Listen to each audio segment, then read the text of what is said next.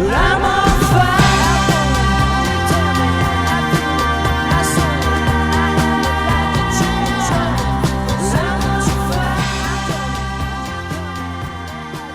안녕하세요. 귀로 듣는 해외 축구의 김종화입니다. 귀로 듣는 해외 축구는 축구에 대한 여러 가지 이야기들을 나누어 보는 시간이에요. 오늘은 귀로 듣는 해외 축구의 네 번째 시간입니다. 저번 주에는 리그 경기가 없어서 많은 해외 축구 팬분들이 허전하셨을 거예요. 하지만 저번 주는 리그 경기 대신에 전 세계의 축구 선수들이 자신이 속해 있는 조국을 위해 경기를 하는 A매치 기간이었습니다. A매치는 인터내셔널 풋볼 매치의 약자로 국가대표 간의 경기를 뜻하는 용어예요. 리그 경기 못지않게 흥미진진했던 A매치에는 어떤 경기가 있었을까요? 상당히 많았던 A매치, 그 중에서도 가장 빅매치는 역시 이탈리아와 브라질의 경기였습니다. 경기 결과를 소개해드리기 전에 제가 오늘 여러분에게 이야기해드릴 축구 정보는 국가대표팀의 별명입니다. 전 세계의 여러 국가대표팀은 그 팀을 상징하는 별명을 가지고 있어요. 대한민국 국가대표팀의 별명이 태극전사인 것처럼 말이죠. 그럼 지난주 빅매치의 주인공 이탈리아와 브라질 팀의 별명은 무엇일까요? 이탈리아 국가대표팀의 별명은 바로 아주리 군단입니다.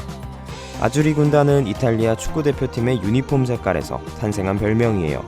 이탈리아 축구대표팀은 전통적으로 푸른색 유니폼을 입는데 푸른색을 뜻하는 이탈리아 말이 아주르이기 때문에 이탈리아 국가팀은 아주르 군단이라는 별명으로 불리게 되었죠.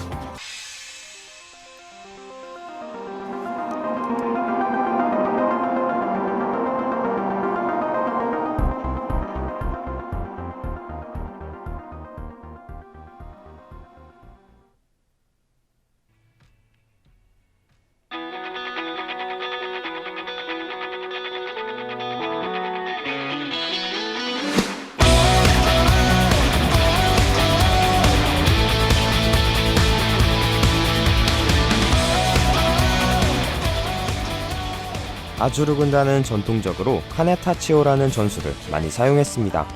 카네타치오는 우리나라 말로 빗장 수비를 말해요. 단단한 수비 이후 간결한 역습을 통한 골. 그래서인지 이탈리아에는 수비수와 수비형 미드필더에 뛰어난 선수가 많습니다. 이탈리아에는 말디니, 네스타, 칸나바로, 데로시, 피를로, 키엘리니, 거기에 부폰까지 전 세계 어느 국가대표 수비 라인에도 뒤지지 않는 빗장 수비를 자랑해왔습니다. 아주리 군단에 맞서는 브라질 대표팀의 별명은 바로 삼바 축구입니다. 브라질 대표팀은 피파 랭킹 1위의 단골 손님일 정도로 뛰어난 실력을 자랑합니다. 제가 기억하는 가장 압도적인 브라질의 스쿼드는 역시 호나우두, 호나우지뉴, 히바우두로 연결되는 소위 3R 공격 라인이에요. 2002 한일 월드컵에서 우승했던 당시 3R 공격 라인이 이끄는 브라질 국가대표팀은 지금 봐도 감탄이 나올 정도로 화려하고 압도적인 실력을 보여주었습니다. 삼바 축구라는 말에서 느낄 수 있듯이 브라질은 화려하고 빠른 패턴의 축구를 선호하는 팀입니다. 하지만 최근에는 과거의 압도적인 모습을 보여주지 못하고 있는 것 같아요. 사실 요즘의 브라질 국가대표 라인업은 과거에 비해서 초라해 보입니다.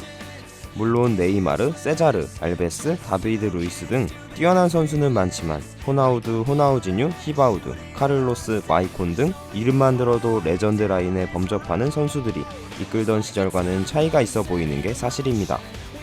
그럼 이제 본격적으로 지난주에 있었던 A매치 경기 결과를 말씀드릴게요. 브라질과 이탈리아는 2대2 접전 끝에 무승부로 경기를 마쳤습니다. 경기 결과처럼 내용도 정말 숨 돌릴 틈 없이 치열한 경기였습니다. 양팀 골키퍼들이 한숨도 돌릴 틈이 없이 치고박는 경기 내용이었어요.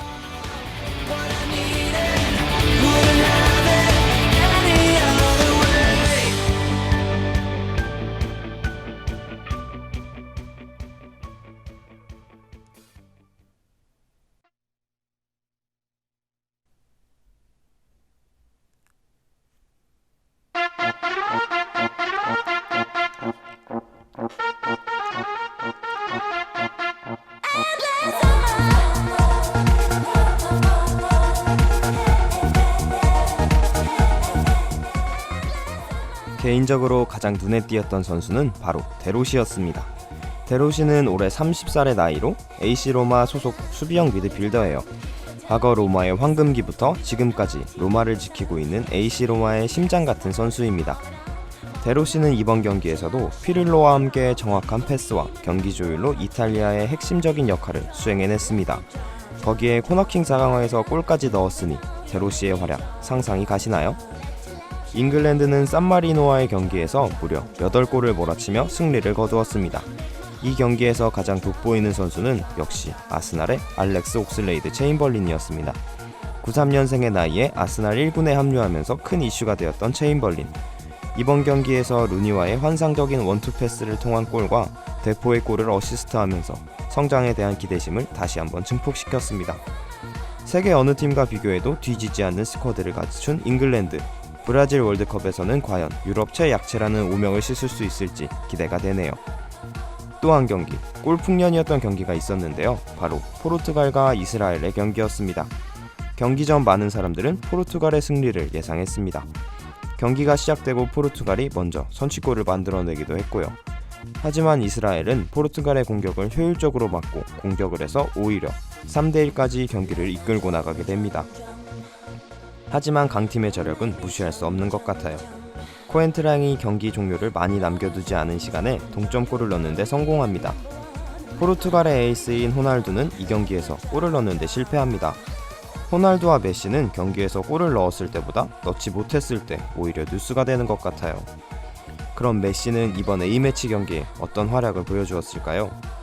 메시는 베네수엘라의 경기에서 1골 2도움의 메시다운 활약을 펼치며 2011년 패배를 서력하는 데 성공합니다.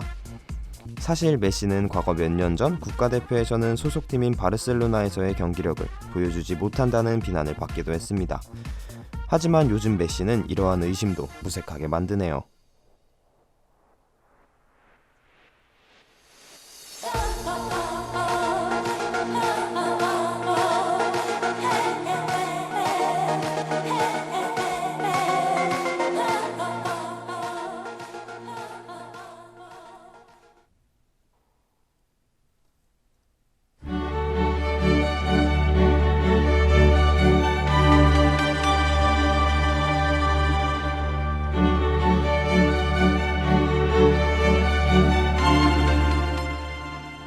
대한민국 국가대표 선수들도 A매치 경기를 치릅니다. 경기 일정은 바로 오늘이에요. 오늘 8시 서울 월드컵 경기장으로 카타르를 불러들여 브라질 월드컵 최종 예선 경기를 치르는 대한민국 국가대표 선수들의 선전을 기대합니다. 우리나라는 아시아 최종 예선 A조에서 사실 1위 자리에 올라있지 못한 상황입니다. 한 경기를 덜 치렀다고는 하지만 우즈베키스탄이 승점 8점으로 조 1위, 대한민국은 승점 7점으로 조 2위를 기록 중입니다. 우즈베키스탄은 A조 최하위 레바논을 홈으로 불러들이는 만큼 우리나라의 오늘 승리는 절실한 상황입니다. 만약 우리가 오늘 경기에서 지고 우즈베키스탄이 이긴다면 승점은 무려 4점 차이로 벌어지기 때문이죠. 1차전에서 우리나라가 원정 경기임에도 불구하고 4대1로 승리를 거둔 카타르는 해볼만한 상대입니다.